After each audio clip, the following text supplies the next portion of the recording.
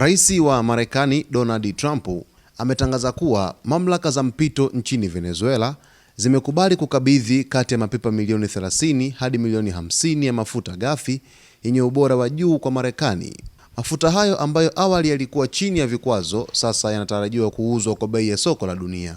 Kupitia taarifa yake rasmi, Trump amesema kuwa fedha zitakazopatikana kutokana na mauzo ya mafuta hayo zitadhibitiwa moja kwa moja na yeye kama rais wa Marekani, akisisitiza kuwa lengo kuu ni kuhakikisha fedha hizo zinawanufaisha raia wa Venezuela pamoja na Marekani. Trump ameeleza kuwa mpango huo ni sehemu ya juhudi za kusaidia Venezuela kuanza upya kiuchumi, huku akidai kuwa usimamizi wa Marekani utahakikisha mapato hayo hayatapotea wala kutumiwa vibaya. Amesema kuwa hatua hiyo inalenga kurejesha matumaini kwa wananchi wa Venezuela waliokumbwa na mgogoro mkubwa wa kiuchumi na kisiasa kwa miaka mingi. Aidha, Rais Trump amemtaka waziri wa nishati wa Marekani Chris Wright kutekeleza mpango huo mara moja bila kuchelewa.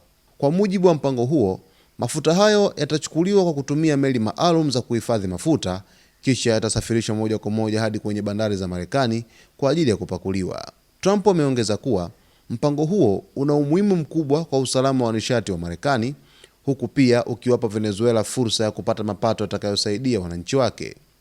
Amesisitiza kuwa ushirikiano huu utaendeshwa kwa uwazi na kwa manufaa ya pande zote mbili. Taarifa hii imezua mjadala mkubwa wa kimataifa, hasa kutokana na hali ya kisiasa nchini Venezuela na uhusiano wake na Marekani. Mwisho wa taarifa yake, Trump aliwashukuru wote kwa kufuatilia suala hilo, akiahidi kuwa serikali yake itaendelea kuchukua hatua zitakazoilinda maslahi ya Marekani na kusaidia uthabiti wa Venezuela.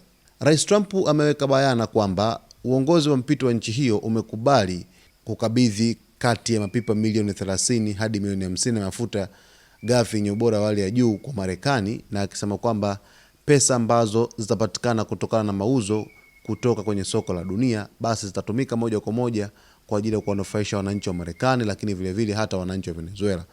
Trump amelenga kutoa msaada mkubwa kwa taifa la Venezuela, taifa ambalo kwa hivi sasa limempoteza rais wake ambaye anashikiliwa na Marekani, ambaye ni Nicolas Maduro, na kumchagua rais mpya mwanamama ambaye ni Delcy Rodriguez, ambaye amekubali kushirikiana na Marekani kutokana na masharti ambayo rais wa Marekani Donald Trump ameyatoa.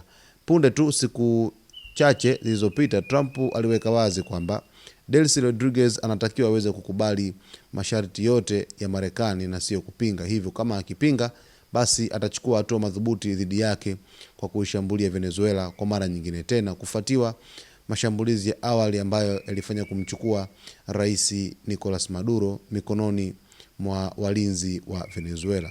Sasa basi, kufuatia taarifa hii ambayo Trump ameweza kuitoa, inazidi kuleta msuguano mkubwa na kuleta sitofahamu kutokana na Marekani kuchukua mafuta ambayo yalikuwa kwenye vikwazo katika siku za hapo nyuma. Basi kwa taarifa zaidi usisahau kusubscribe, kulike, kucomment pamoja na kushare.